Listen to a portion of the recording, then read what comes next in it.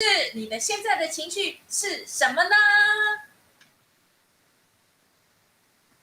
诶，有没有人跟我一样是哭的？因为我看不到全部的人，哈哈。有人是笑脸很多，很好哈，大家笑脸很好。请问一下蒙英，你的是笑脸啊，很好啊。好，蒙英姐，我看你儿子在那个工作的地方，哎，太享受了哈。就是心情会很开心，对不对？哈，好，请放下哈。我们情绪这个很重要，原因是昨天我现在有点难过，是因为昨天呢，我知道一个消息哈，这个心里到现在都还很难过哈。这个消息的这个我就不方便跟大家来分享，就是我会觉得我们爱莫能助啊。就会觉得很难过，就是哎，我很努力了一段很长的时间哈，结果还是那个结果哈，就是有关婚姻方面，不知道什么原因，现在年轻人可能结婚没有多久，就发现他们两个是个性不合，然后就要拆分开啊。哎呀，其实我心里很难过啊哈，但是该做的努力都做了哈，我想我只能放下哈，但是那个情绪还是依然会被影响哈，所以我想这是我要分享心啊，有没有人可以举手？你要分享你现在情绪来那个光复长老吗？对对对，说，我来报告一下了哈，因为手机前一两天发现有问题，手机发现有问题，结果拿去 Apple 的修理厂，在艺文中心后面，他说，哎，你这个应该很可以弄得好，结果2个钟头以后去说你的手机有问题啦，你要我买的是15000，大概15000、16000。他说你的硬体坏掉了，要花13500，我便宜你，不然要15000。我说我才用1年半而已呢，里面的保护期是1年啊。我说你的 Apple 不是非常好吗？他说很难讲啊。我说怎么会这样子？所以我现在手上没有手机，就跟张老师合并用手机在使用。这一段时间没有手机，所以就对不起各位啦。但当然，现在视讯的时候还是可以跟大家来分享但是这部分我就是现在就是要花很多时间去把它处理好所以跟各位报告了所以现在心情是起起伏伏跟各位报告，谢谢。我们非常谢谢光复长老哈，很真实的来分享他的情绪。还有吗？可以按举手，或者是你举手，让我知道你愿意的话，可以分享你的心情，让大家知道一下。还有人愿意吗？可以让我知道吗？好如果没有，我要再分享一个哦，因为我们还有一点点时间。好，我要分享一个，就是可能有些人不知道了。我们在我的服务的迦南教会有一个年轻人，他从读书的时候就来迦南教会他家里一直很可以说是家庭功能很低，那一直都是迦南教会在扶持，甚至可以说来养育他的那他现在真的很优秀他一个人生活打工，然后要读书，他现在在日本留学，是博士他竟然在2个礼拜前那个确诊，在日本住院这个我的心就是说哎呀，然后这个女孩子是女孩子，竟然报告这个消息，她还是笑笑的说我确诊了，我现在在医院。她好像在讲一件很高兴的事。所以，亲爱的大家，其实因为她常常用笑脸在隐藏她内心的惧怕所以我们需要情绪的表达，就是如果我们里面的惧怕跟外面不一样，其实那是内心很大的冲击。所以音乐牧师才会需要说，如果有机会，我们可以把我们的情绪来表达真实表达，那我们比较不会里面生病那好消息是，昨天我们他有传来喜讯他已经在日本住院已经出院。当然，我们知道我们确诊了 COVID-19 确诊之后，还是有很长一段时间需要观察那我们要祝福这个年轻人，他很快拿到博士可以，他是学环境工程，非常优秀他才去博士班好像才2年，但他去日本已经4年了啦因为他硕士也在那边那真的是非常的感谢我们也持续为他来祈祷好，我们要把时间给光福长老，要来介绍我们的我的老师真正是一个人真正人是我在迦南教会的一个第一个教我怎么样子牧会，他第一句话就要跟我讲，你如果不懂你要问不要蒙着头一直做好，我永远记住这句话。所以我们今天就要来问他的人生怎么可以这么精彩，他怎么可以获到这么多的资源而不会就流掉，他人生如何能够富足。好，我们请光福长老来介绍我们的讲员。今天我们很荣幸请到以前在我们迦南教会叫做正人他这做人是很正的如果你有什么事情问他的话，他都很乐意帮你解决。他是学那个肚子里面的东西非常多，所以他会掌握很多的资源，然后呢富足无疑。刚刚我看他那个照片像是40岁的照片，等一下你们再看一下，猜他的年龄是几岁？他的脸先不要出来，你用从照片里面去看他的照片，你一定猜不出他的年龄出来。他现在几岁的话，你们再来猜猜看。这牧师以前，因为他以前的学经历非常的丰富，所以呢，他要分享很多的资源给我们，因为他以前是做丹尼尔的英汉日联的董事长他刚刚来迦南教会的时候非常低调，我们不知道他的英文非常好，中文也非常好，然后沟通协调都非常好这部分后来慢慢，因为我当长老，所以有跟他的互动机会很大，才知道说他肚子的东西蛮多的呢，所以可以好好挖他挖不完如果是因为他现在退休了，如果各位有机会的话可以请教他，他有很多东西都可以值得我们学习。我们非常高兴请到郑正人董事长，他来跟我们来演讲他的资源一定让我们拍案叫绝，而且非常丰富，非常有。我看他现在好像还在忙，还在讲电话。现在有开吗？一耳恭听，但是我看不到荧幕了。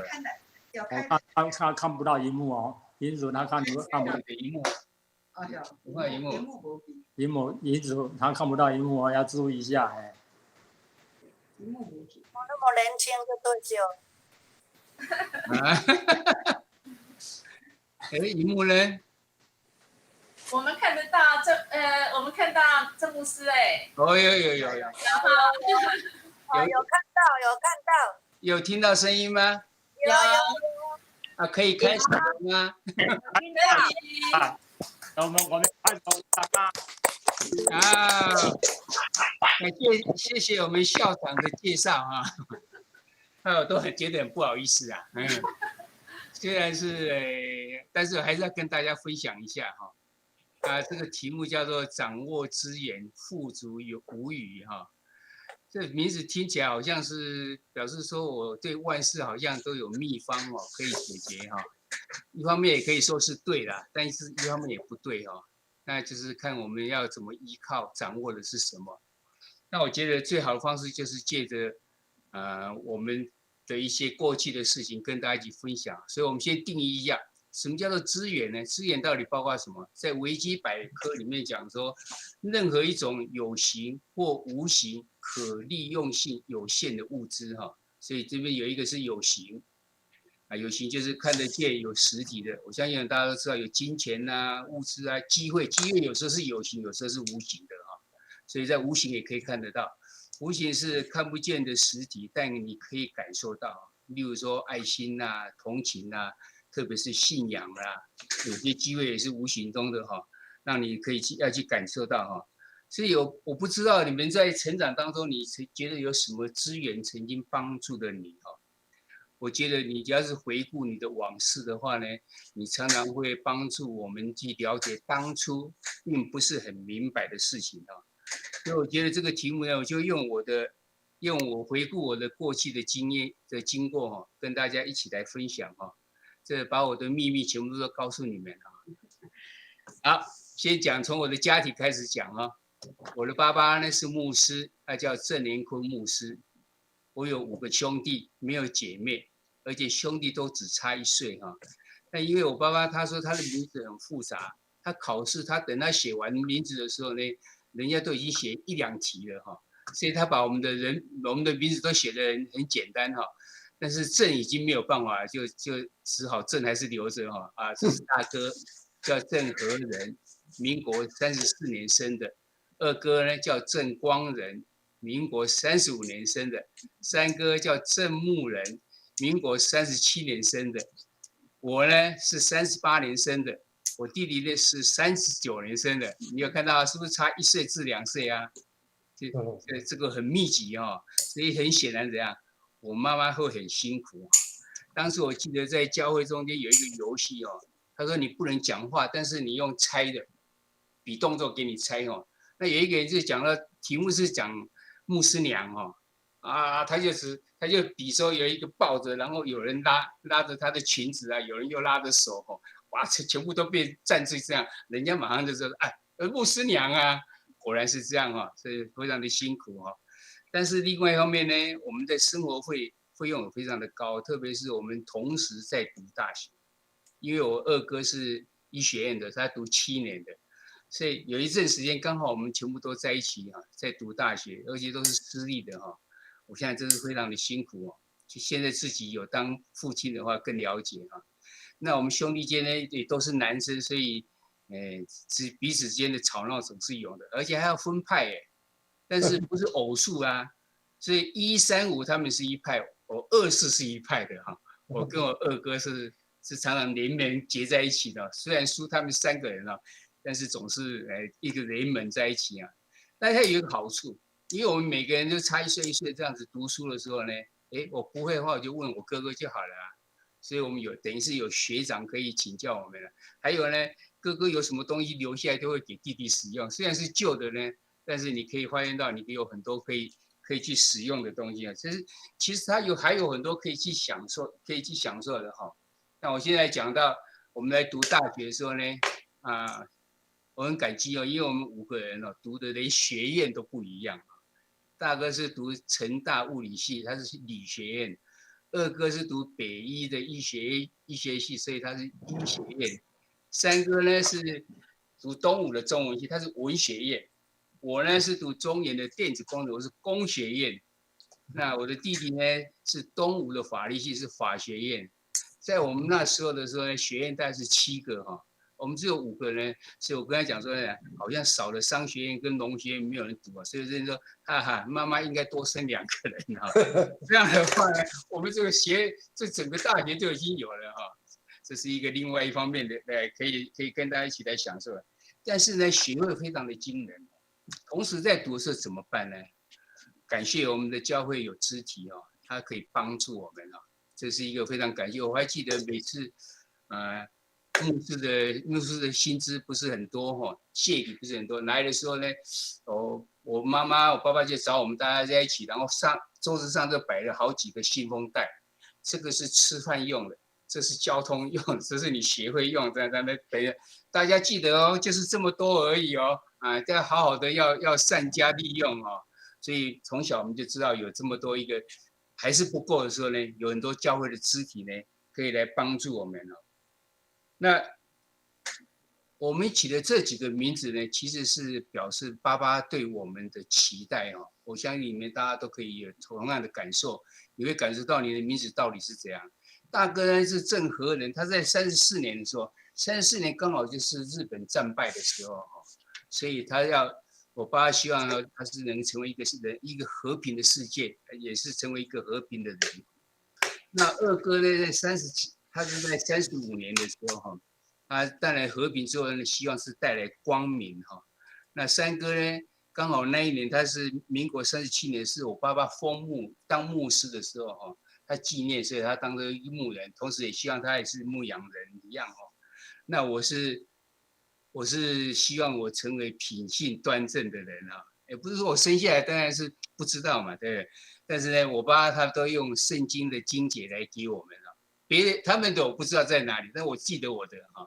那我弟弟呢是成为一个行出来人，是行人啊，他的名字还蛮好笑的啊，因为他每次去上街上去走的时候，还小，在小学的时候，他看见人行道，他跟讲，这是我的路哦，你们大家不能走哦，行人啊。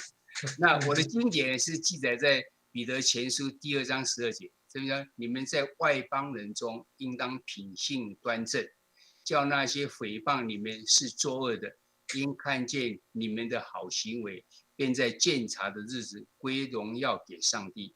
这个名字呢，父亲给你一个名字在呢，有一个期许在的时候，你常常会又受到这个的很大影响才对哈。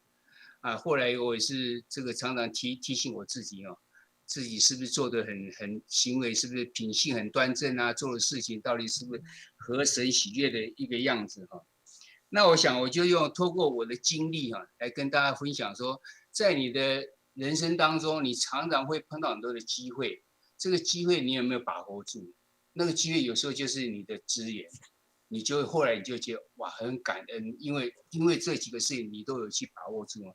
我先让大家知道我的经历是什么啊，1949年，民国38年出生的啊，所以今年已经是73岁了哈。然后第二个呢，我们都是省立新竹高中毕业的哈，以前新竹高中是叫做光头军哈，蛮有名的哈，跟建国中学啊，跟这个新竹高中啊，常常还有一个北一女啊，常常就是在联考的时候在比较说谁是多少的那个录取率更高啊。那18岁的时候念，那22岁的时候呢是毕业，在中原毕业，这每一个我都会跟大家来分享，在那段期间到底发生了什么事情呢？那我是第一届的预官，要做2年，以前都是1年，我们是做2年了，所以我2年的时候我是做炮兵，炮兵结束的时候去一个叫友邻电子公司哈，等一下跟大家分享。隔年呢已经有上班了，所以可以结婚了哈，就结婚了。那结婚的时候呢，隔年就进到三爱电子公司。了解三爱电子公司，大概要有一点年纪的人才知道，因为现在已经不存在了哈。但是三爱电子公司对台湾的这个电子业呢有很大的影响啊，有很多都是他后来去造就出来，例如说这个金宝啦、英业达啦，这些都是从那边出来的啊。然后在隔2年，1977年的时候，我就跟人家合伙一个叫电子公司，新中电子公司。在10年后呢，我自行创业哈，就是丹尼尔电子硬汉字典哈，这个都等一下会跟大家一起分享哦。那在45岁的时候呢，我就兼职在新竹圣经学院当总务长哦，这是兼职，表示说我那时候自己的事业还是在做哦。那48岁的时候呢，把公司关起来，去读神学院，这也是一个非常精彩的过程啊。那在51岁的时候呢，也就是2000年的时候，刚好3年毕业了。毕业的时候呢，要到抽签呢，抽到这澎湖去一个叫启明教会哈去服侍。那这时候呢，圣经学院的总务长才停止啊。然后在2003年呢，54岁的时候到迦南教会哈，在那边封牧服侍，一直做了11年。在2014年的时候呢，离开迦南教会到台湾圣经公会，就是现在这个地方哈，我在这边服侍当总干事哈。这我一一来跟大家分享一下说，在这中间的过程中间我到底是有怎样子的领受到哦。好，我在当完兵之后呢，就到友邻电子公司哈，我的上司是一个外国人，所以你必须要去进修你的英语。所以那时候晚上都会，我们有几个人就去聘了一个外籍的老师啊，因为刚好是在新竹，那时候是在新竹啊，新竹有这种华语学院很多英文了，因为外国人会到那边去学华语，我们就找那个学生来当我们的英文老师啊。所以那时候学的大部分都是如何去 conversation， 就是用讲话的哈。当然其他的英语单字你自己要去背，但是他告诉你如何去讲话哈。所以这个对我的帮助非常大，因为后来我常常要用到很多的英语部分哈。然后那时候这个友邻电子公司呢，它是一个做真空管的，现在大概已经不流行了哈。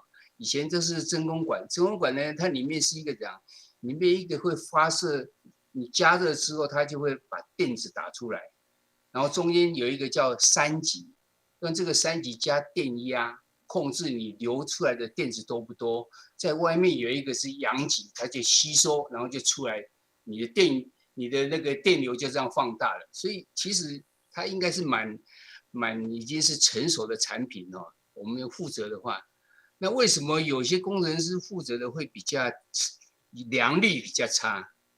为什么呢？那显然是作业员当初没有什么好好的认真的去做，然后才偶尔会损害到，所以我就去跟这些作业员建立了很好的关系哈。这我不必怎么看就好，他的我的良率都非常的高哦，因为他们都会非常，就觉得我很关心他们，然后他们就认真的做哈，然后所以是蛮感受到的人和的关系哦是多么的重要哦，应该好好的去把它把持住是吧？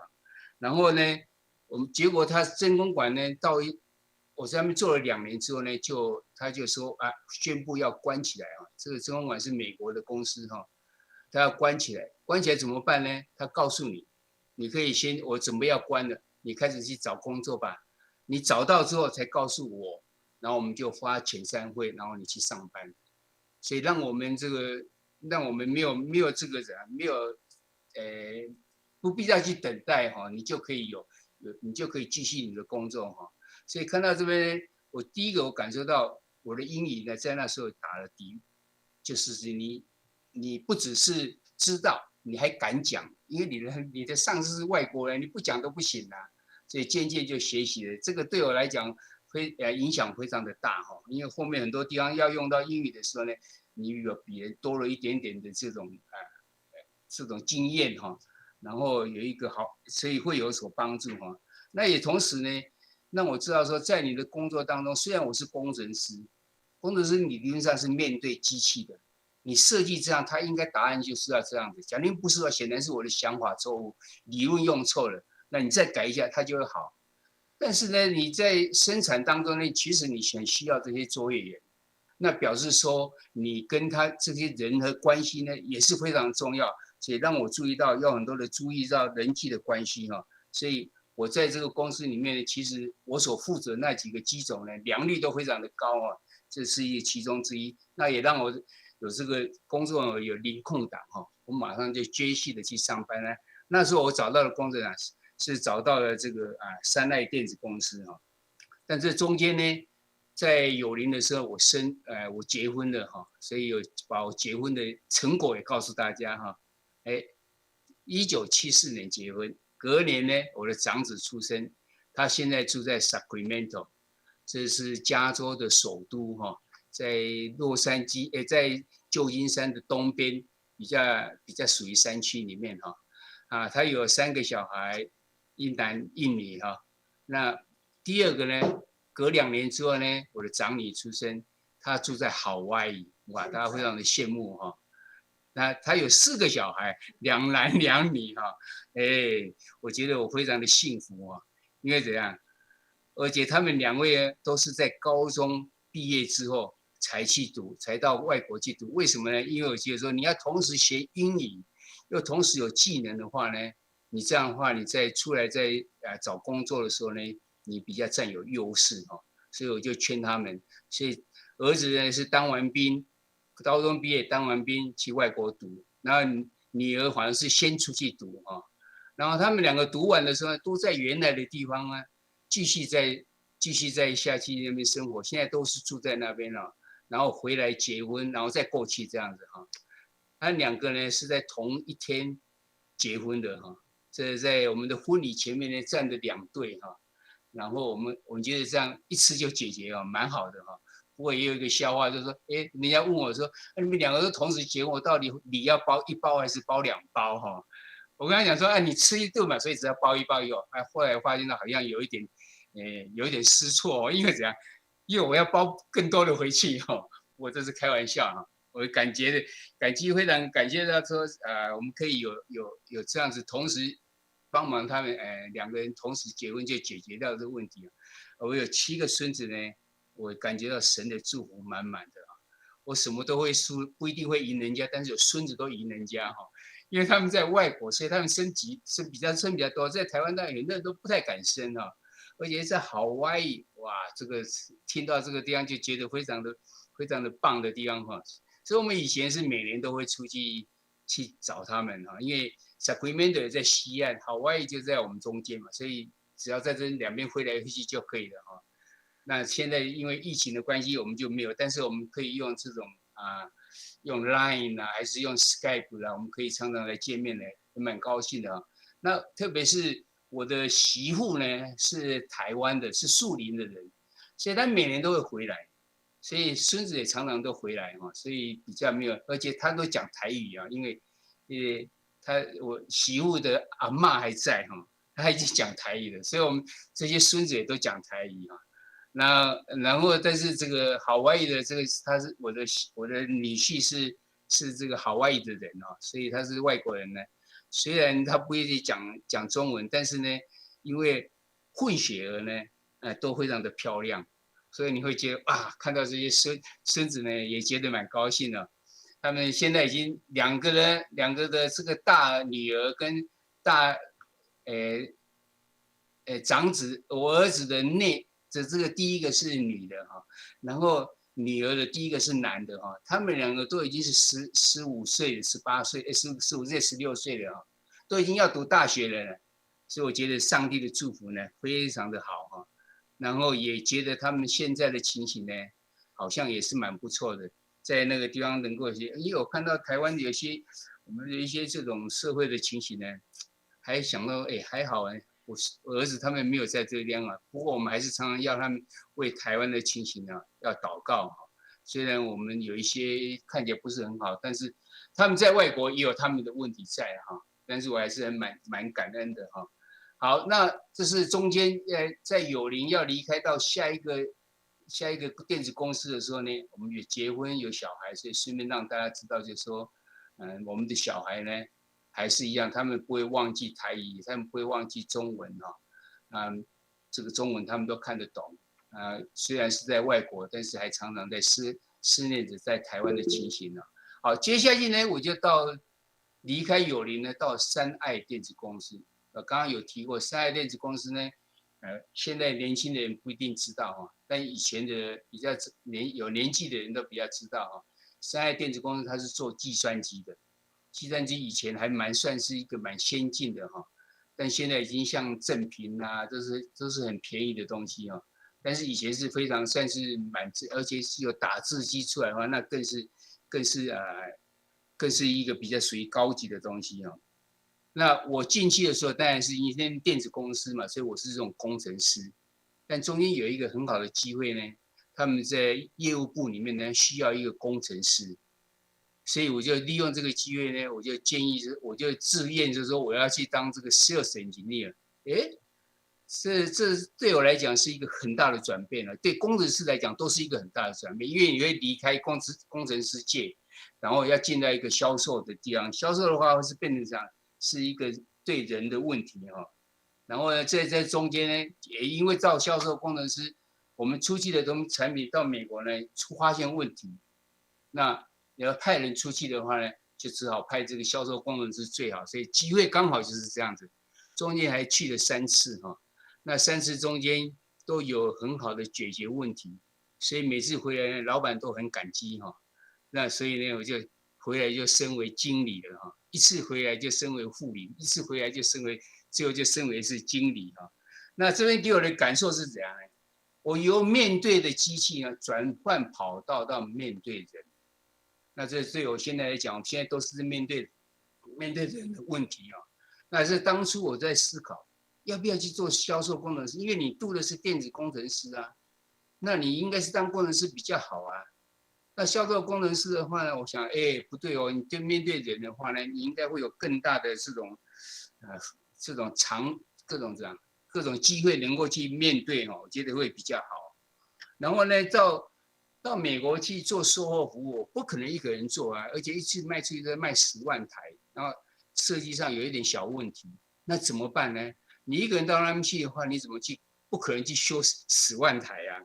所以你到美国去呢，你必须要成立一个生产线，维修生产线。所以开始面临问题，第一个你要找人，要找到人之后，你还要训练他们，谁做什么东西，然后这个人的技术你要告诉他，特别是修理的你要告诉他技术，然后把这个生产线都排好之后，不只是这样啊，每个礼拜都要发薪水。哦，所以你又要去银行啊，又这样转账啊，一大堆这个问题要去做呢。哎，这是第一次帮我一个人丢到那个地方去，到外国的地方去，你要去找人，找到人之后，维修生产线 line up 起来以后，然后教他们这样做完，把整批10万台都做完之后，中间又要付款，每个礼拜再付款等等这样，都是一个人去完成啊。你可以知道那个工作是有点难啊，所以要去之前，老板跟我讲说，你大概要去半年啊。我说下半年当然是很久，对不对？但是去呢，其实我每一个都他的一半以下就把它解决掉哈。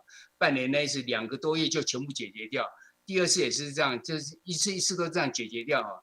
所以老板就说，哎，那你表示说你的管理相当的不错，我也确实也是从那边学到了很多的这个行政管理哈。但因为每次回来就被 promote 就升官了，最后升到这个经理啊，所以我也进入到公司的核心啊。我们那1975年的薪水其实都不高哈，我经济3代的时候不过是几千块而已嘛。然后最后变成经理的时候是公司五个重要人物之一啊，一个是贸易部的经理，一个是厂长，一个是开发部经理，一个是总经理跟副总经理，总经理就是兼董事长嘛，哦，那只有这5个人是主要的核心，那只有这5个人的薪水超过1万，所以我升为经理以后呢，他就升为经理升为经理那时候薪水是12000哈，哎不知道为什么别人知道，他们很吃醋的跟我讲蛮厉害啊，蛮厉害啊，就叫我12000的哈，虽然是这样，我还是觉得很高兴，已经进入到公司的核心里面去。那表示说你有很多事情你可以去知道说你应该怎么去做，而且怎样子去站在公司的立场去想。但是你会觉得是说，哎，好像是为别人在服务哦，这是我们台湾的比较会产生的一个现象啊，不是你会有这种感觉啊，但是好还是不好很难讲哦。但我们那时候有这种感觉，事情在做的时候都是贸易部经理、厂长跟开发部经理在做，所以呢，我们3个人后来想一想，哎，好像自己来开公司比较好吧。果然没错，我们就隔了2年以后，我们3个人就出来哈，然后自己开一个公司叫新中电子公司哈。那我负责开发部的哈。在这边我的感受是怎样？我有与人合伙的一个经验哦，这个经验蛮重要的哈，因为我后来到教会的时候，我们有一个团队服侍，或者在后来我在自己开公司的时候也是一样，你如何去好好的跟你的组织里面的其他的人要去好好的去做呢？这时候就是我们三个人出去的话都是同工同酬啊，对，再一个享受就是享受同工同酬啊。一个是厂长在生产部，一个是贸易部在销售，我是在设计，那再找一个是管钱的进来，那就成为一个公司就起来了。那如何在这4个人当中彼此之间很好的合作，然后享受的是一个同工同酬的关系哈，这对后面来讲呢，对我来讲也是有蛮大的这种帮助在哈。那过了几年之后呢，觉得哎。好像他们也是一样在做计算机啊，计算机就是只是一些机种的转换啊等等这样，我觉得这个太简单了哈，对我来讲好像有一点，我不应该局限在这么小的东西上，这是对自己的抱负了哈，所以接着我应该自己出来做哈，所以在1987年的时候呢，我就自行来创业哈，就离开了新中电子公司，我去做了一个电子英汉字典呢。这电子英汉字典是台湾第一家设计生产电子英汉字典。刚刚出来做的时候，他们都觉得你这个东西到底是什么那个我就跟他讲说，你就打这个 ABC 啊，然后就然后输入之后，他就跟你解释说，哎，这个字的意思是什么？他说哪有这么好的事情啊？现在当然很简单了，在那时候是真的是很炫的一个东西然后呢，而且那时候我的英文名字叫 Daniel 就是我们圣经里面的丹尼尔为什么我会起这个名字？其实也是一个故事我想说，圣经中间哪一个人，他在这种不同信仰的地方，他仍然能够把持他自己的信仰做得好？圣经里面有一个人叫丹尼尔在丹尼尔就是但以理的不是应该讲是但以理翻译圣经里面翻译成但以理。他被抓到这个敌国那个地方去的时候呢，但是因为他很聪明，所以做很好的服侍，他国王呢也愿意请他来当这个出很好的知识。但是呢，国王希望他们吃得好，才能够有这个身体好，然后聪明。他说不，我只吃这个菜跟水果，吃水就好了不吃那一些杂物然后保持得很好。结果呢，最后就是变成是这个国王非常重视的人。我想这个人呢，在异邦当中呢，发挥很好的这种他自己的信仰出来所以我也想也要像他这样，所以我用 Daniel 这个名字当我的英文名字就是有这种奇袭那我生产的这个机种呢，也叫 Daniel， 所以我们本来是叫但以理电子英汉字典。那我这边想说，我失败，为什么呢？因为但以理这个还有一家公司也叫但以理，它但以理有限公司，那我们是但以理贸易有限公司，贸易股份有限公司。我们还奇怪说，奇怪台北市政府怎么会让我们同时这两个名字存在呢？但是我要去把这个产品要用但以理名字的时候，就被打回来，就是这个已经有人登记了我就很奇怪，我就去拜访他。我说你，对不起，你也是基督徒吧？不然不会用但以理嘛。所以他是基督徒，是别教会的。我们就跟他分享说我们在做什么，然后他分享他在做什么。两个不冲突。我就跟他讲我要做什么东西。结果呢，我们回来之后呢，1个礼拜之内，他用但以理这个名字呢去登记在我们的产品身上。这次有一次是算是不是很好的经验连是泄露了你自己的东西，结果被人家去用品牌去登记起来后来我就去找他说，我们不是讲好了吗？我做这个东西，你做那个东西就没有影响他说他没有讲什么，他就说我已经登记了这个。那我说我可以用吗？他说可以你把产品让我检视看看可不可以。哪有这回事情？我自己做的事情还要他去做，所以后来我们才不得已去改成丹尼尔觉得有一点挫折感本来是希望把但以理会非常这个名字很多人知道但是结果后来是失败了在这个地方呢我因为我自己是工程的然后自己创这个公司呢，那我们觉得说我应该去了解会计才知道不然的话。这会计跟我讲事情，我不懂所以晚上我就去上课，去学习会计，去学习财务这个对我的影响非常的大。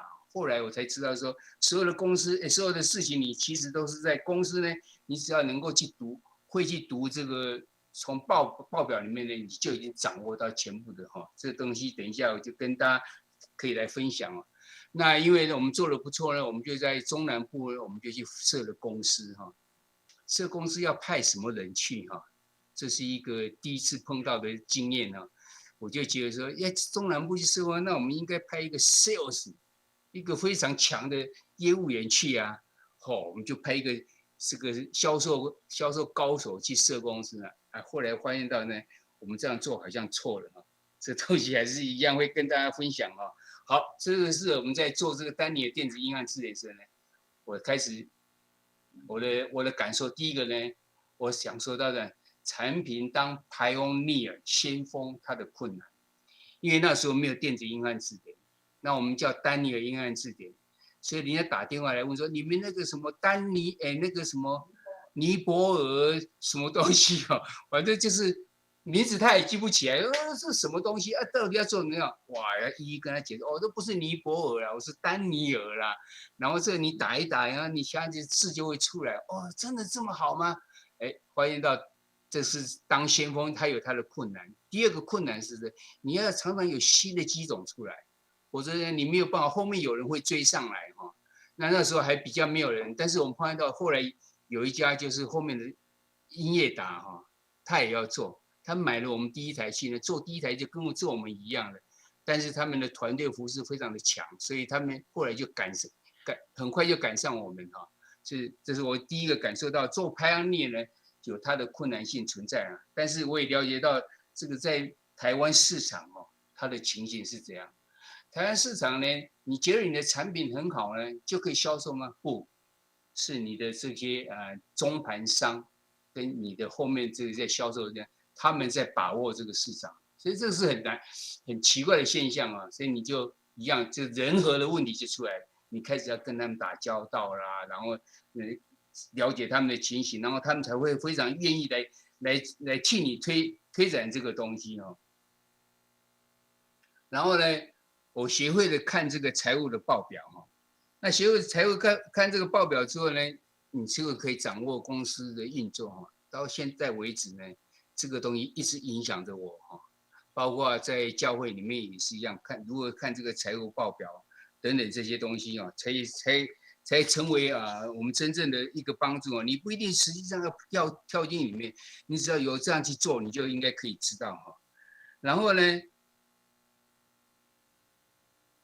我看到公司的管理呢，应该重于销售，这是因为我设分公司得到的经验了。我们派一个 super 的 salesman 呢，到台中去设的公司呢，就他只管销售，他不管那些报表啦，不管那些什么。跟总公司之间的关系怎样了？后来我们只好派人下去呢，去收拾残局啊，如何将这个公司整个纳入好好的管理公司呢？所以后来这是我的经验，觉得说，公司管理非常的重要。后来在教会也好，在什么地方也好，都是我把这个列为一个非常重要的。你要有一个 super 的超级的业务也没有错，但是他要是不懂得管理的话呢，其实对你来讲是一个噩梦哦。这后来已经渐渐的学习有关这方面，所以我后来在管理方面呢，我也出了蛮大的用了蛮多的这个心力在做哈。这都是在一些我们在讲说你有掌握这些资源，这其实都是你的经验里面你学习到的东西，就成为你后面要使用的东西哦。好，在这中间的时候呢，我在1945年的时候去兼职当圣经新竹圣经学院的总务长嘛。这是兼职而已啊，每个礼拜才去1天而已啊，一直兼职了6年呢。等一下你看到这个时间，你会看到这6年当中，我已经去读神学院了。那为什么只做到6年呢？这6年中间，其实我就把他们建立的财务啦、薪资啦、电脑啦、开发票等等制度哦。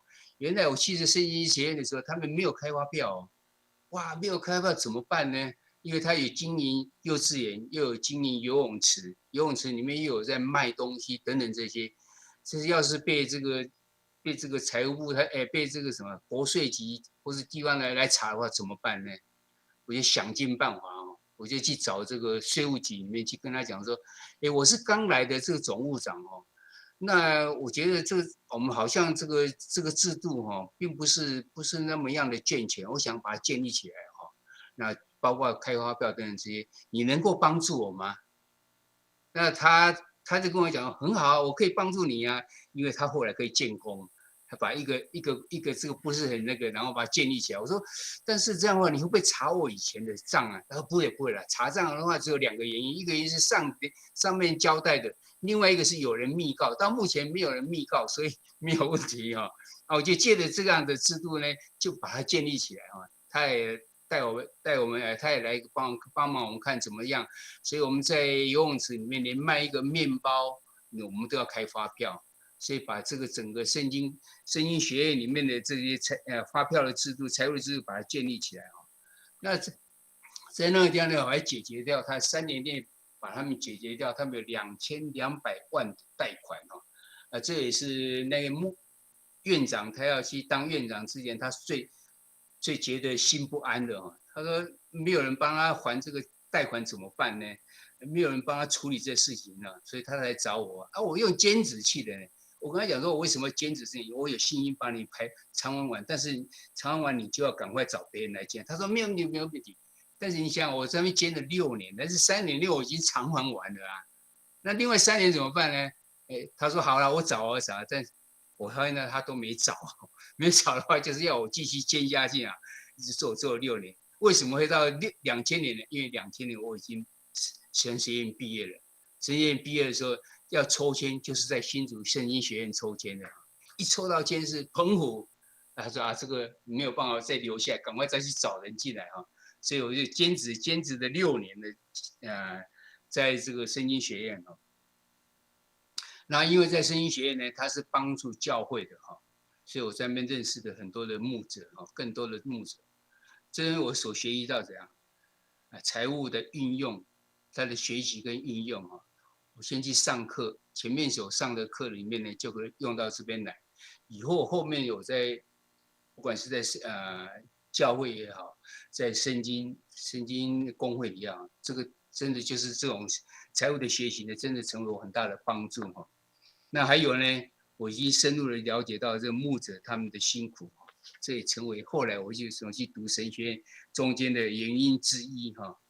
然后的激发了我去念的这个神学院。神学院原因相当的多，不是只有这个哈，包括妈妈在这个暗地里为我祷告，然后太太的奇袭，牧者的鼓励等等，这些通通是让你自己在那边的感受到，也是常常会这样子得到哈。所以这时候呢，最后就决定怎样，把公司关掉，然后去读神学院。1997年的时候呢，去读。那在想说48岁才去读神学到底可以吗？因为我知道他要读旧约希伯来文，新约是希腊文。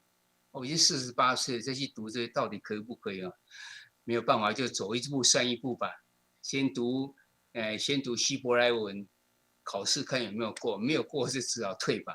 考试竟然高分闪过，再读希腊文呢，还是一样。就这样的话，我想这个大概是神要我去好好的去读这个神学院哈，所以我就继续读了。不过我有一个疑问，导师说哈，我要去读的时候没有像那个想象中说，哇，你好像有一个使命非常强的使命，告诉你要去读神学院哦。我一直没有这种感觉，所以我觉得蛮纳闷的哈。我就赶快就是请教了一些已经是牧师的这些我认识的人，我说，请问你当初要去读神学院，是不是有这种好像是充满的，然后就说我一定要去读这样？很可惜哦，我就问了几个，通通没有哈。有一个是说，我爸妈妈叫我去读啊，我就去读啦。有一个说，我刚好想要把神学的知识知道多一点，所以我就要去读啦。也本来不是要当牧师的哦。也有说我刚好到台北啊，然后是，考试，他们在考试，我就去考啦，等等这样。但是他们都给我同样一个讲法，你不管有没有使命去读的话，读到最后，你3年读完，你要是没有这个使命感回到你身上的话，你千万不要去当牧师，因为你会变成是职业哈，你没有这种使命是不行的哈。所以因为这样呢，后来我就去读了这个神学院哈。那神学院要把公司关掉，这是有一点困难啊，要整个做一点关掉。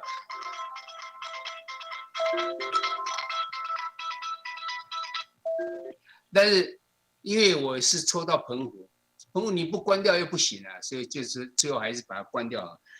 关掉的时候，那时候我有一个想法，我觉得不知道如何是好，因为我用的是但以理。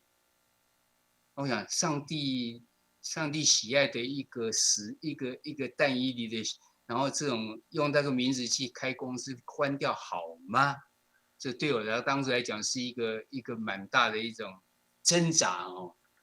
但后来觉得想到说，你要是说这个公司在，然后你又没有好好的经营，那你反而会使这个名字受到羞辱啊，这样不好啊。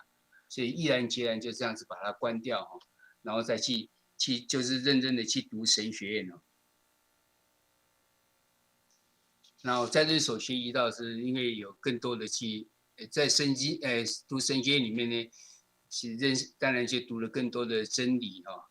然后呢，我进去的时候，那个院长问我说：“哎，你爸爸是一个学者哈，请问你来读神学院是要当学者呢，还是要牧会哈？”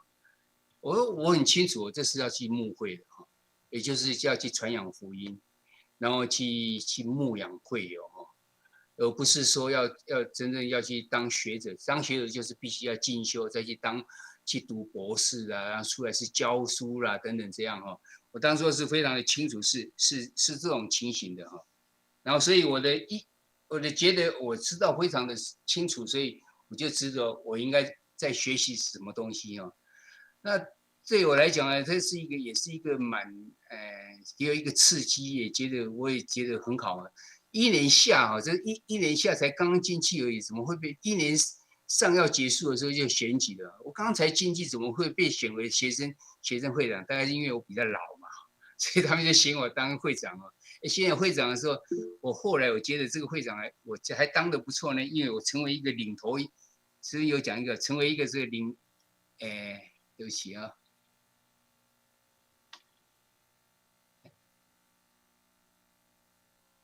哦，就我成为同学中间的领头羊哦。我在读书当中的时候，过我50岁的生日哈，我50岁生日来请他们，我说你们有这种经验吗？你的同学有一个人过50岁哈，然后还可以请你们吃这个生日的这个有关的，然后同时在教会，在我们学校当中，在我们班级当中呢，就常常会成为一个领头羊啊。你有的事情就必须自己要做得好，而且要将你的想法告诉大家。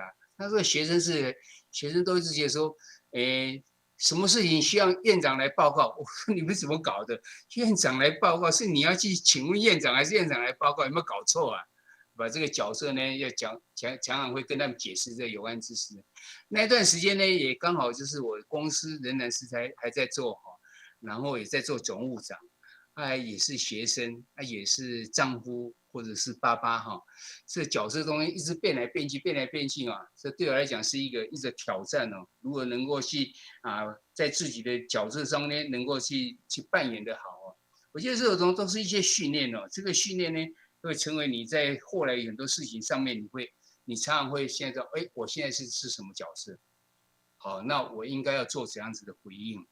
这有时候在很多人来讲也是一个比较难的，但是其实你经过很多这种经验的时候，你渐渐就会越来越明白这些事情了。好，那我就毕业的时候呢，已经是51岁了哈。我讲的都是10岁了哈，就是大概是52岁。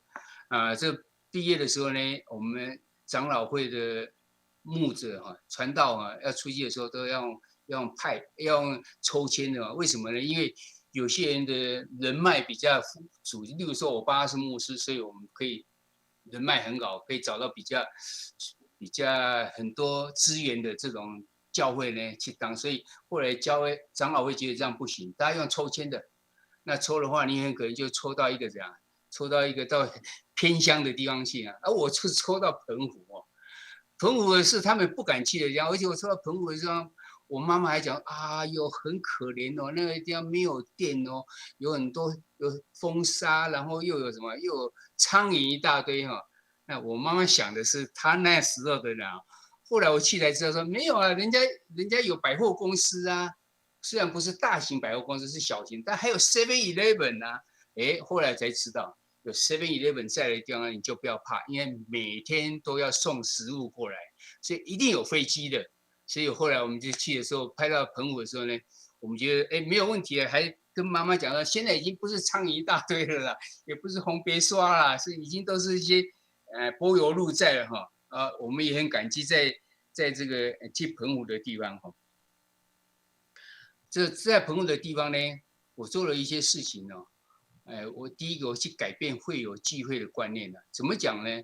因为他们大部分的人留在澎湖的人都是家里在开商店做生意的，不然的话大部分都到台湾来了，所以他们留在他们都是年纪比较小的，还在读书的，年纪比较大的啦。然后再来就是讲就是过点的，所以他就你在那边做礼拜，你讲你用过点先，然后才来做礼拜，怎么办呢？只好早上晚上来做礼拜。那咱们去那边的牧者呢，都碰到一个问题：我早上不是早上做完礼拜，我就可以回到台湾来了啊？就他都不行，都要礼拜天晚上还要做礼拜呢。早上一场，晚上一场，人又不多，怎么会早上一场，晚上一场？总共才60个人左右，所以早上30个人，晚上30个人，你会觉得哇，那就稀微嘞哈。那他就说我要去之前呢，前面的牧者跟你想办法看有没有办法，他们一场在就好了，你还可以比较。我说我怎么知道？我去看看想办法好了。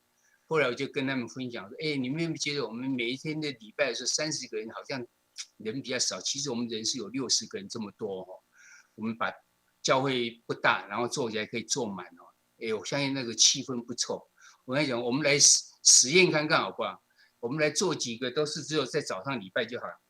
哦，他们说好，我们试看看。我说试看看嘛，反正不好的话我们再转回来就好。他说好啊好啊，就试看看。做了几个礼拜，1个月之后呢，我要跟他们讨论说好不好？他说很好啊，因为唱歌起来就是哇，这个满满的。我原来见到这么多人，做得不错。我说还有，我当时跟他讲说，你在晚上的话，你们大概在顾店的人哈，早上做礼拜对不对？那你要安排一下哦，如何让你的店里面的生意不会受损，或是怎么样等等这些哈。还有一个是医生啊，医生他也是晚上来，他白天他还可以看啊，等等这些。请他们去做这方面的努力哈，后来他们都做了努力哈，所以我们要继续的时候问他们，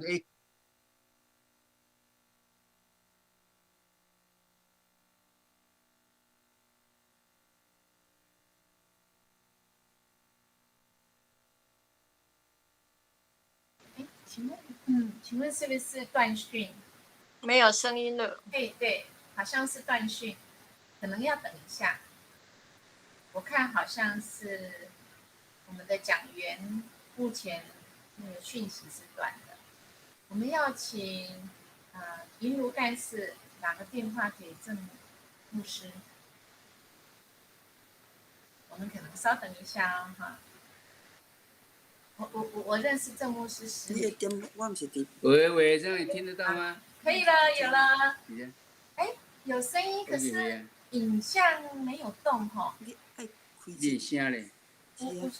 我关掉啊。喂，郑牧师，我们有听到你的声音，可是你的影像当掉哦，好像。你给他叫那个书房去。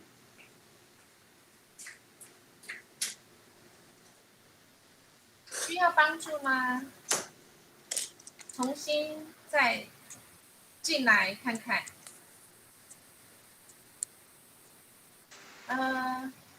郑牧师好像听不到。郑牧师你能听得见嘛？哈。OK。换了一个载具，哈哈。郑牧师总是有办法哈。有看到我们吗？郑牧师有听见我们的声音吗？我怎么突然不见了？我在用 Google Meet 讲到一半它不见了。对现在我们有听到了。有好。那个 PPT 我们可以重新分享。美惠长老，你们好厉害哦！秋林片，你们太强了这个会用这么高端智慧型的手机，太厉害。重新开呀。可能再等一下哈。我认识郑牧师，今天的分享最完整哈。可能美惠长老你会比较知道哈。对哈，在那个新竹圣经书院的哈，我感受到他人生都一直在做决定，然后掌握机会哈，然后一直很精彩到今天，难怪他看起来那么年轻。真的是就是看起来很年轻哦。他刚刚说他70，哦70岁，真的是，真的是这样。Hello。好，有了，但是有回音呢，有回音。有，但是有回音，可能是不是娘你的药的那个麦麦克风要关掉，牧师娘的麦克风要关掉，才不会混。关起 OK， 来。好了，好，这但是样可以。要分享的，嘿，那个 PPT 的分享， PPT 要先打开，我们刚刚我还没开的。对。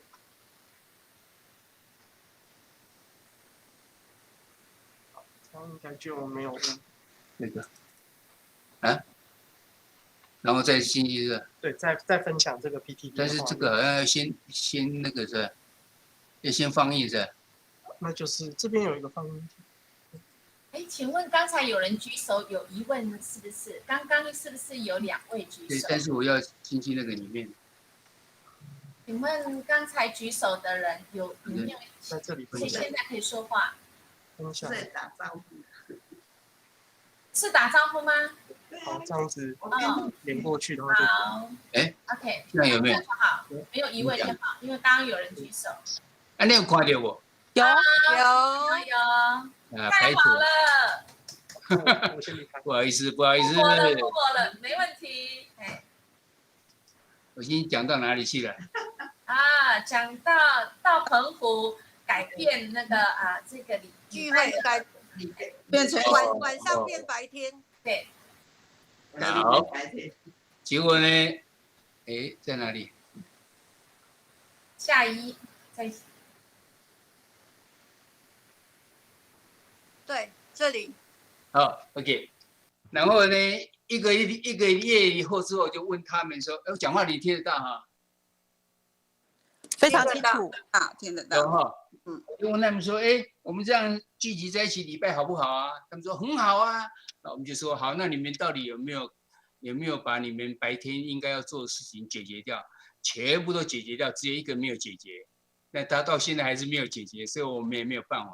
但是我去帮忙我们那个医生哈，我说我帮你写一个牌子在外面哈，讲说：哎，医生，我现在几点到几点我去做礼拜。”然后请你们下午才来这样子，我说结果是怎样？他说好啊，大家都反而是怎样集中时间进来哈，所以对他来讲好像是一个很好，而且又让人家知道说他是基督徒，所以这是一个改变他们会有。所以到目前为止这一家启明教会呢，都是只有早上1场而已，造福的还蛮不错的哈，让人家都可以去改变他。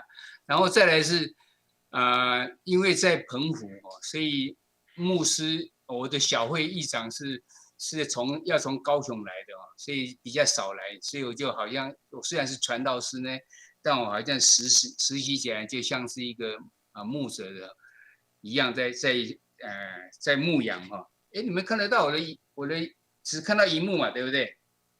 看得到你本人也看得到 PPT， 本人也看得很清楚。本人也看得很清楚啊。对，很帅啊。不要随便挖鼻子啊！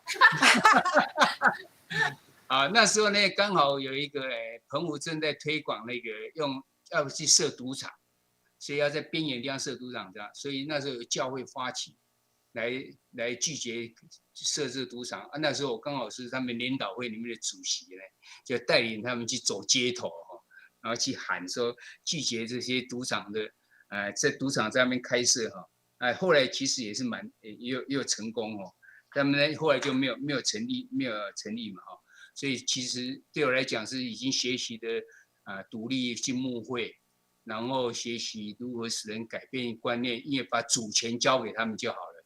所以我们不好的话，我们再改回来就好了。他们就好像主权在我，那我们就试看看吧。这个后来我们也有很多地方都是用这种观念主权交给对方的话呢，对方就愿意去参与这种试验看看。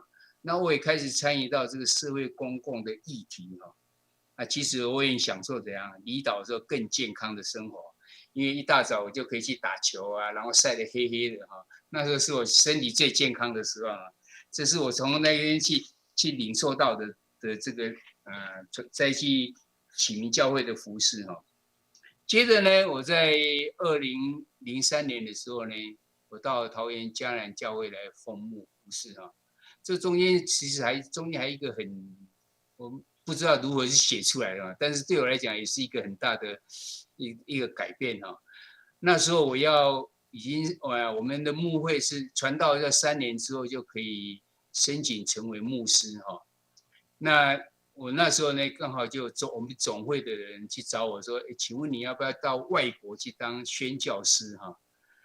我说去哪里啊？啊，他说到泰国去呀。哦，我说泰国祷告看看哦，发现到说，我说泰国好像没有什么感动的样子哦。我说为什么到泰国？他说因为你以前在电子公司，那泰国呢有很多电子公司是台湾人去的，所以你可以跟他们连结在一起。啊，后来就说啊，对不起，好像没有。他说我说还有没有地方？他说有，到日本。我说日本是怎样的情形？他说那些都是一些去留日的学生啊。那我知道那种牧会就有一点困难了，因为学生念完他就回来了，那对你来讲，你有时候挫折感会蛮大的。我想才没有其他地方啊。他说还有一个地方，不过这个地方好像不是很适合。我说哪里？他说道长去维也纳。啊，维也纳呢也是很多学生去那边去学音乐啊，然后再回来啊，怎样哈？我说那我们整个欧洲难道没有长老会的教会吗？他说没有台湾的人。我说那假定说把那地方当据点去开发一些的话好不好？他说我们从来没有想过这样不错哦。然后就说这样也可以哦。那时候已经刚好是要离开这个要离开澎湖嘛哈。那我还问他说你为什么来找我呢？我这才刚刚传道师，还没当牧师他说其实有牧师的人都已经有在牧会哈，然后派到国外再回来的话，几年再回来的话，有时候他牧会机会就不见了。那你刚刚现在才还没找到，还没去教会啊，所以比较没有这问题啊。而且你小孩不在身边，而且你的英语也不错啊，所以这样的话，所以我才觉得说你可以去做啊。我再提着跟他去维也纳怎么样？我们就讲，他讲的不错，我们就开始讨论啊。那时候其实我已经来跟他们说不错嘛。那时候迦南也有来找我，就说就来跟这个美惠长老讲说，对不起，我要去那个去谁？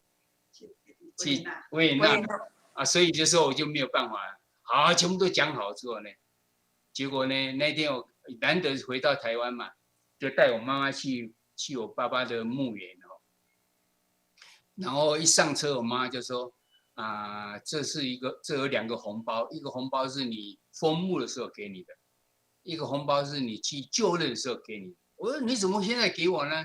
我不是在台湾要封墓才去的。说你不知道啦，我这个现在身体很不好这个这样胃这边痛，然后背后在酸然后这样讲一大堆他说等一下我去墓园回来的时候，我就是要去彰化因为我哥哥在彰化当医生嘛，去那边做整个全身检查我就赶快送他到车站的时候，我就打电话给二哥说，你注意妈妈讲这些话不晓得是什么意思然后这时候呢，我还跟现在的师母讲说妈妈要是没问题的话，我们仍然去维也纳；有问题的话，我们就留下来。哇，还给这师母痛骂一顿。妈妈这样，你还在跟我谈条件呢？我就会讲那我们决定吧，就不去维也纳了。虽然我们都跟每个教会都已经辞掉，说我们要去了，那就不要去好了。做了这个决定之后呢，我二哥打电话来，他说妈妈没问题，他为什么会肚子会痛，然后后面会酸死因为他牙齿假牙不合了，然后他就没有用，他就不敢咬东西，用吞的，吞了之后怎样马上就胃就开始不好了，不好就偏跑到这个背后里面也不好，所以没问题的。但是我们都已经决定就一定要去要不去维也纳，要留下来。但是所有的教会我们都辞掉，怎么办呢？我们就说好吧，祷告吧，看哪一个教会再先找我们，我们就来吧。接下来的故事美惠长老就知道了。他从别的地方去听到说，我还是留下来，他又来找，所以我就到桃园，后来就到桃园。那其实这中间也发生了一些事情的，包括我们有一些说我以前怎么样这个这个事情跟我们这边无关，所以就先不讲那我就在2003年的时候到迦南来服侍的时候呢，我就学习如何将前面牧者的成果发扬光大。我前面有至少有2任牧者，一个牧者是陈道雄牧师呢，他教会里面用小组的方式，把教会已经分好很多小组，这小组可以好好的发挥，成为这个牧者的帮助哈。在前一个呢是这个，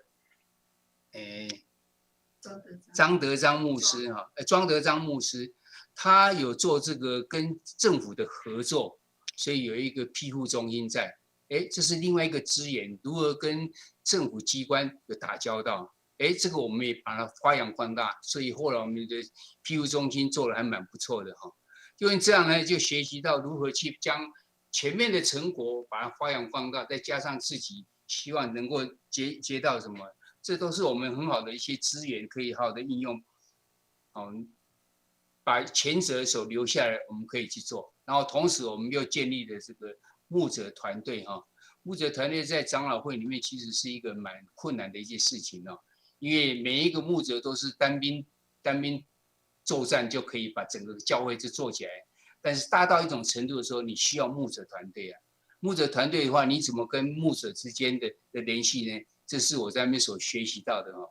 我们总共有3个，后来是3个3个牧师加上一个传道哈。你如何要跟这个其他的这个牧者呢有很好的联络？所以我们每个礼拜都要开会，然后告诉他们分享他们自己到底做了有碰到什么问题，我会告诉他说，要是我会怎么做。然后同时我们教会很多的这种规定呢，也借这个机会能够跟大家来讲一下。所以我们的团队服事呢，其实在长老会里面很多人在看我们团队服事到底做得怎么样。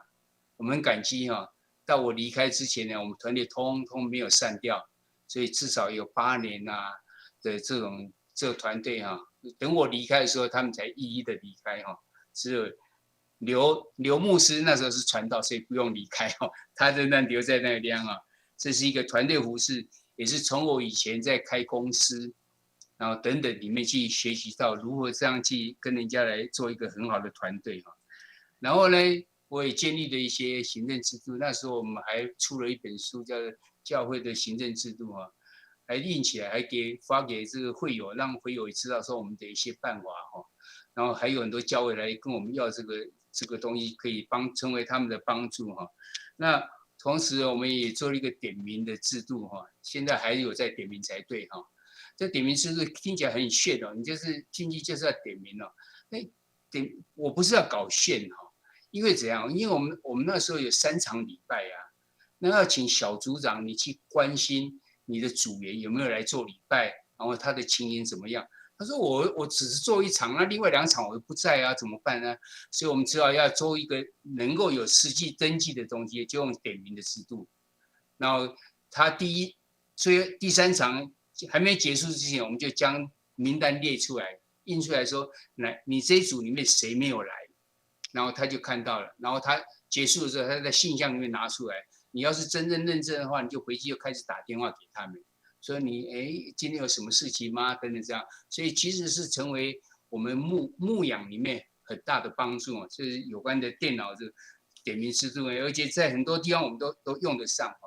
有没有收到阻碍呢？有啊，人家讲说，我来做礼拜就好啊，下面得个点名啊，得个刷卡，得个下面哈，所以我们也碰到很多的这方面的反应啊，我们当然也用方法，用一些计谋。让他这个点名越来越完成了，因为很多事情你都必须要点名才可以啊，不然就不算哦。所以那些年轻的就跟年老讲啊，你后面来，我给你退你刷卡啦，点名。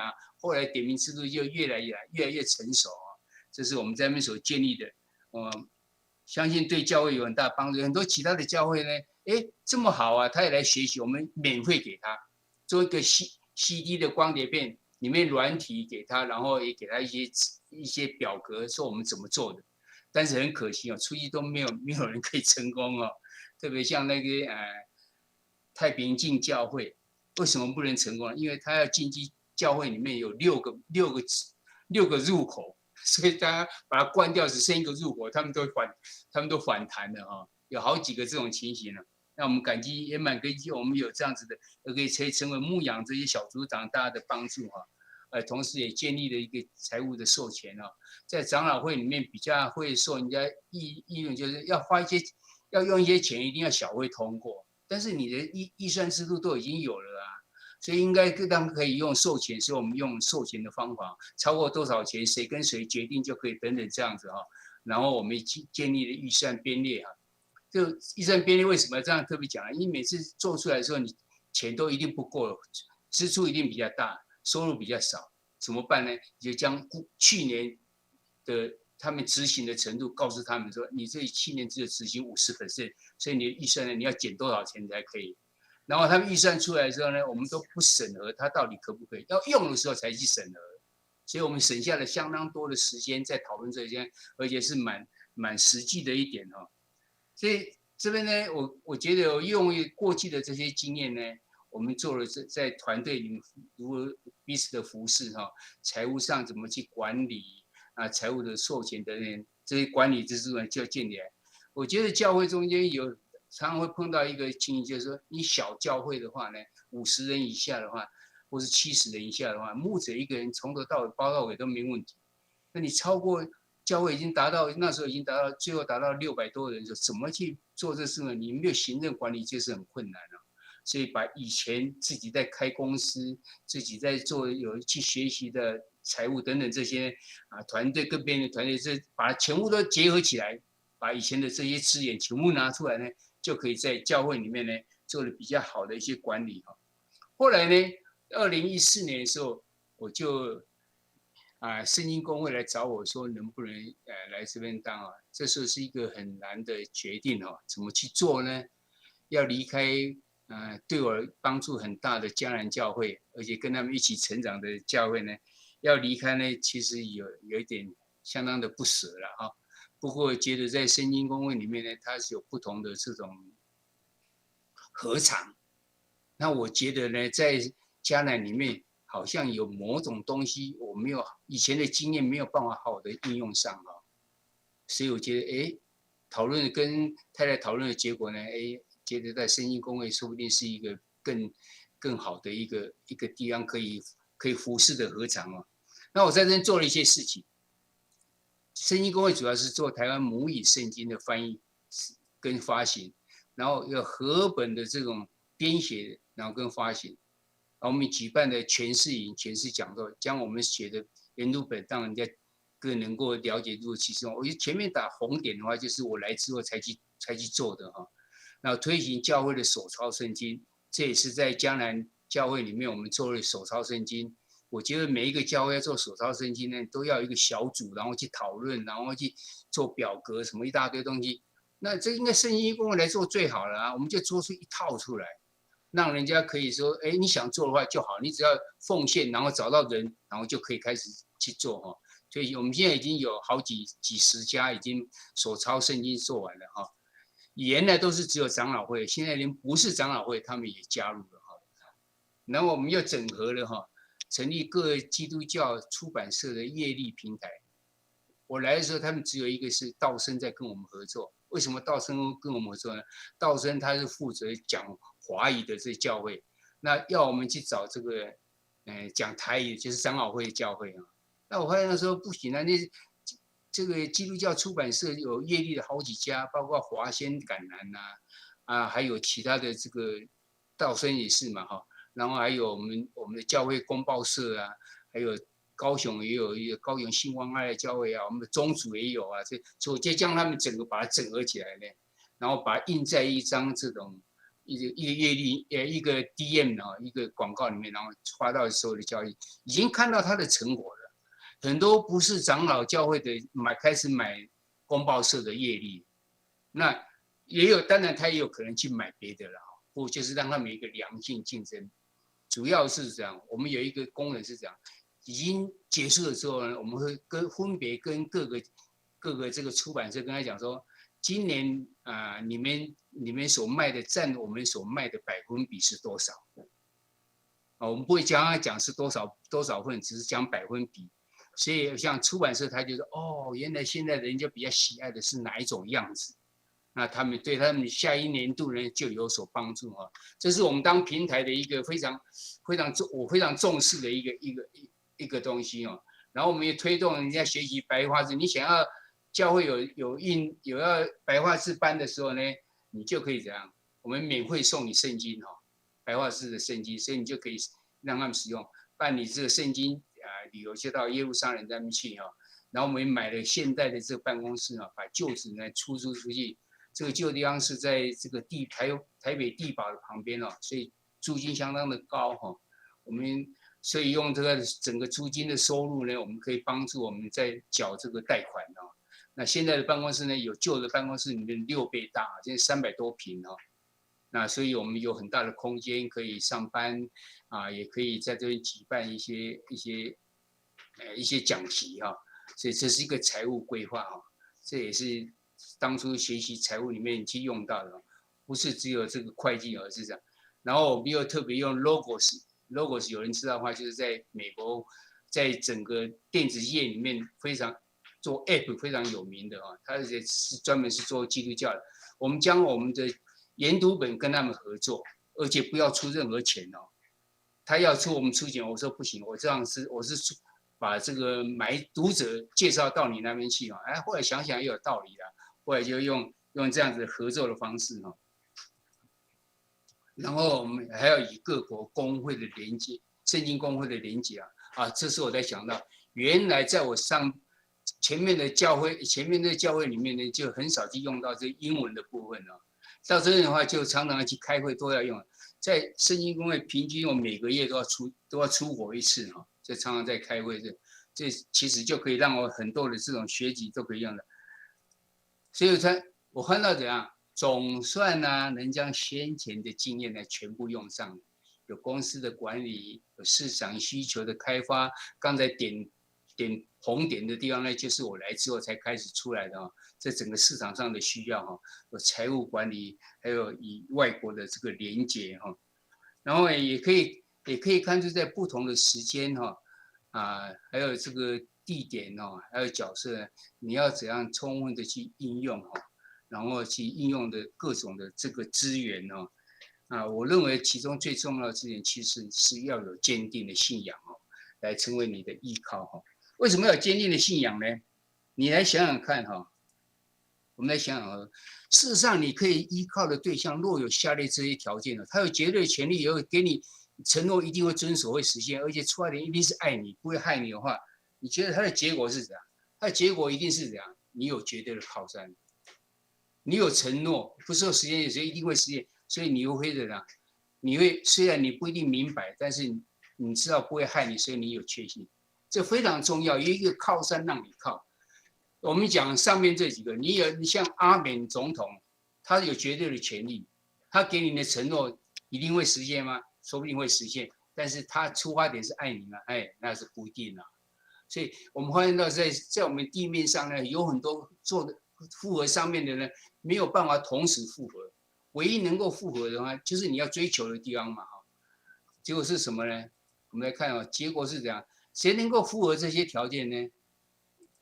就是这3个条件只有当初创造宇宙万物以人的这个神他能够所以人类一直在寻找到呢就紧紧的依靠，其实那就是我们所讲的信仰。你有这个信仰在的话呢，就成为你很大的这个帮助所以记住呢，这个是这样，要3点都符合，缺一不可因为你这样的话，你才会有确信这个事情你有绝对的靠山，而且靠山，因为他爱你，所以你不一定明白，但是没关系，你知道这是一个对你有帮助的东西，而且他给你的承诺呢一定会实现。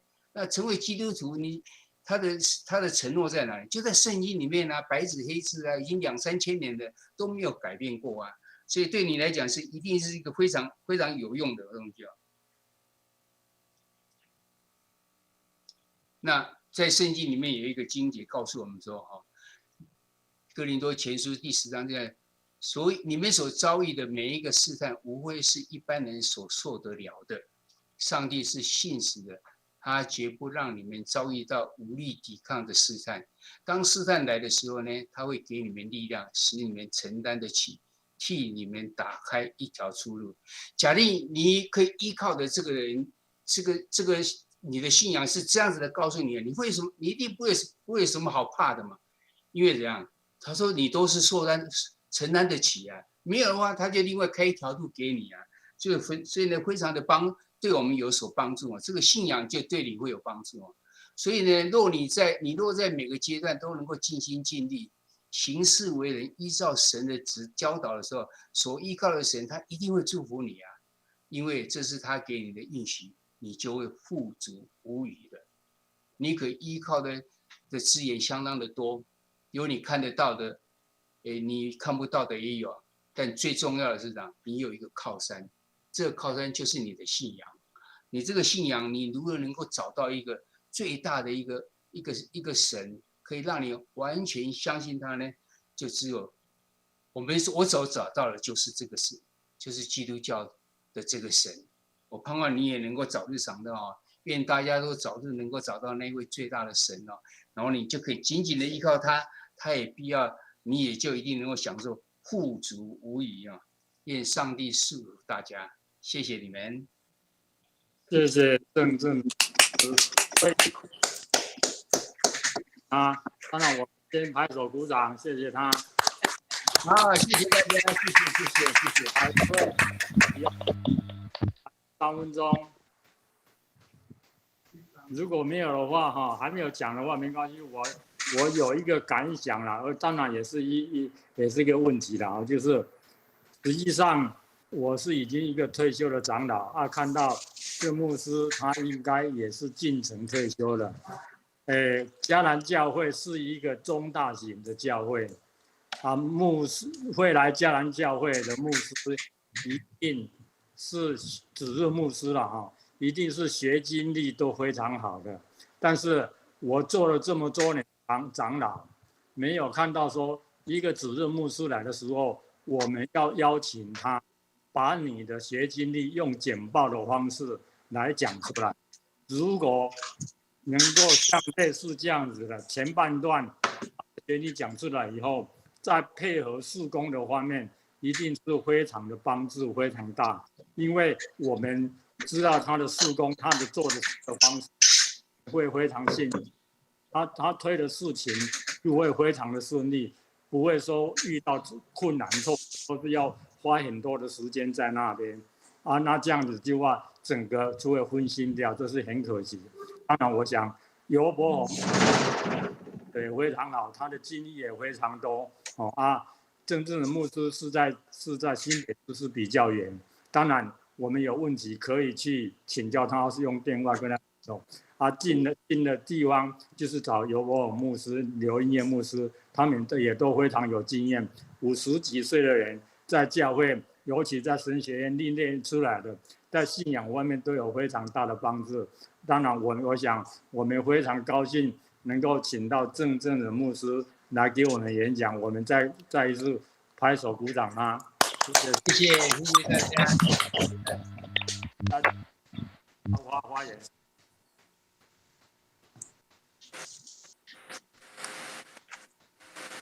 那没有，就交给刘彦牧师跟刘彦牧师来。好，我们谢谢我的老师哈，我在迦南教会曾经跟郑牧师学习很多哈。那我们的尤伯宏牧师哈也是很谦卑的啊，他是现在的主任牧师，我看他从头做到尾啊。我们请我们的尤牧师跟大家说嗨好吗？尤牧师。大家平安，郑牧师。平安。谢谢你哈，很好的这一些建造的基础了哈。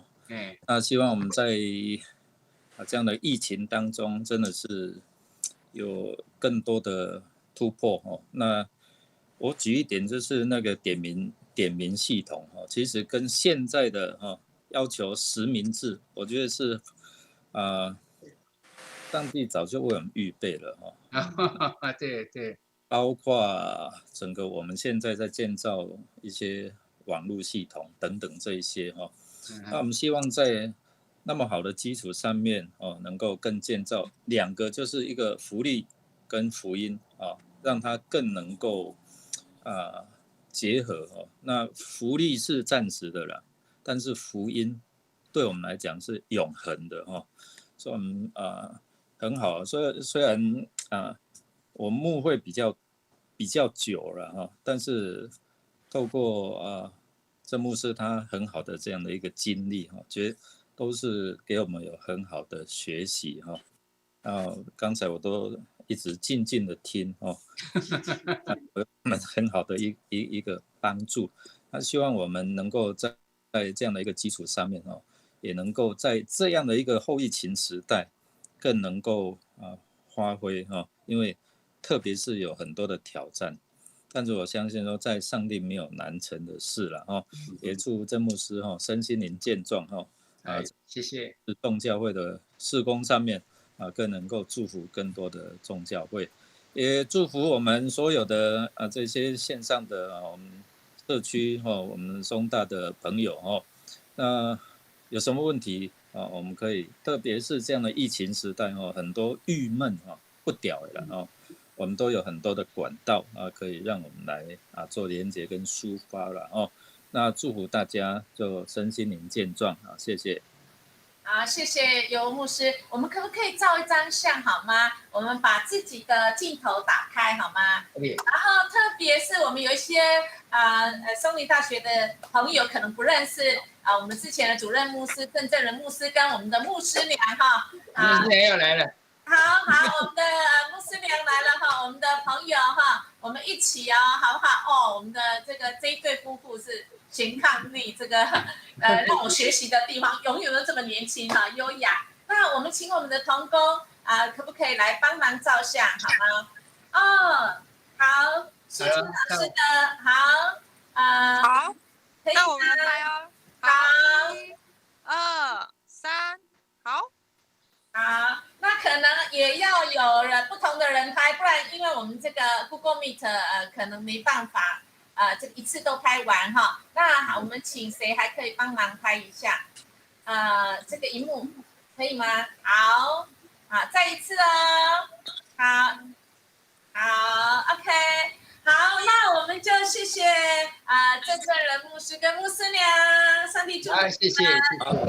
每一位听众还是有耳听见的我们都能够抓住我们的这个资源，让我们的人生是可以很富足的许明兄应该很久没看到郑牧师还有梅会长啦，邱林平嗨。OK， 好，再见大家，上帝祝福，拜拜，谢谢，拜拜。Google Meet 这边呢关呀。下面有一个电话，红色的那个按下去就可以。这个叫对，谢谢，拜拜，拜拜，拜拜。好，娟玲再见，拜拜，再见喽！上帝祝福大家，林玉，拜拜，初音，拜拜。好，大家好好休息，下个礼拜见哦。下礼拜好了一个讲师是徐永正老师太棒了徐永正老师这个从头会笑到让你的智慧都跑出来的下礼拜的时间呢，恢复实体的时间。我们会是9点50分开始。9点50。对。OK。银如就是下礼拜的课程把它秀出来，银如。然后大家可以加入 LINE 的桃园市全人生命教育协会的 LINE 社群。有人举手吗？来，对不起，有人举手，有疑问吗？刚才有人举手吗？有。那个，人不见了。有人举手的样子好。那个松大的开课讯息，我们会公布在那个松大各班的群组。那社区的同学可以加这个赖社群，也可以加入我们 FB 粉专，这样可以知道我们松大开课资讯。好，谢谢大家。好，谢谢大家，好好吃饭，好好休息，好好过日子好，平安，拜拜。拜拜。拜拜。